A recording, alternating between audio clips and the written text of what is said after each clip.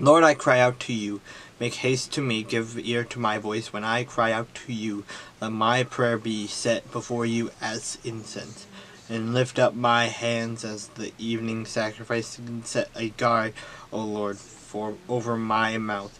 Keep watch over the door of my lips. Do not incline my heart to any evil thing, to practice wicked works with men who work iniquity, and do not let me eat of their delicacies. Let the righteous strike me. It shall be as kindness, and let them rebuke me. It shall be as excellent oil. Let my head not refuse it, for still my prayer is against the deeds of the wicked.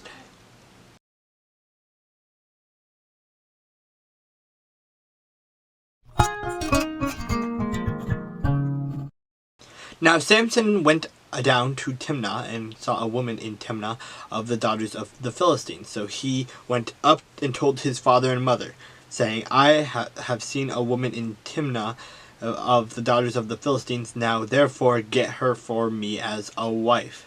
Then his father and mother said to him, Is there no woman among the daughters of your brethren, or among all my people, that you must go and get a wife from the uncircumcised Philistines? And Samson said to his father, Get her for me, for she pleases me well. But his father and mother did not know that it was of the Lord, that he was seeking an occasion to move against the Philistines. So for at that time the Philistines had dominion over Israel. So Samson went down to Timnah, and his father and mother, and came to the vineyards of Timnah.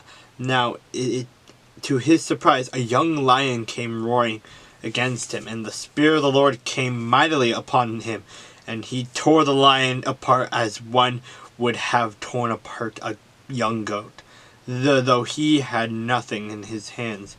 But he did not tell his father and mother what he had done. Then he went down and talked with the woman, and she pleased Samson well. After some time, when he returned to get her, he turned aside to see the carcass of the lion, and behold, a swarm of bees and honey were in the carcass of the lion. He took some of it in his hand and went along, eating. When he came to his father and mother, he gave some to them, and they also ate. But he did not tell them that he had taken the honey out of the carcass of the lion.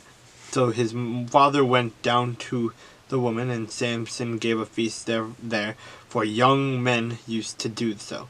And it happened that when they saw him, that they brought 30 companions to be with him. Then Samson said to them, Let me pose a riddle to you. If you can correctly solve and explain it to me within the 7 days of the feast, then I will give you 30 linen garments and 30 changes of clothing. But if you cannot explain it to me, then you shall give me 30 linen garments and 30 changes of clothing. And they said to him, Pose your riddle, and that we may hear it. So he said to them, Out of the eater came something to eat, and out of the strong came something sweet. Now for 3 days they could not explain the riddle. But it came to pass on the 7th day that they said to Samson's wife, Entice your husband, that he may explain the riddle to us, or else he will burn you and your father's house with fire.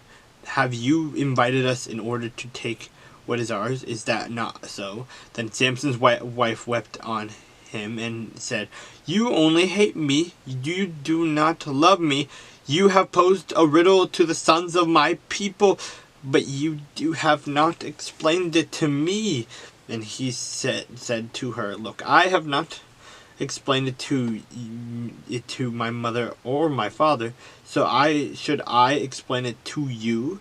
Now she had wept on him the 7 days while their feasting last, and it happened on the 7th day that he told her because she pressed him so much. Then she explained the riddle to the sons of her people. So the men of the city said to him on the seventh day, before the sun went down, "What is sweeter than honey, and what is stronger than a lion?" And he said to them, "If you had not plowed with my heifer, you would not have solved my riddle."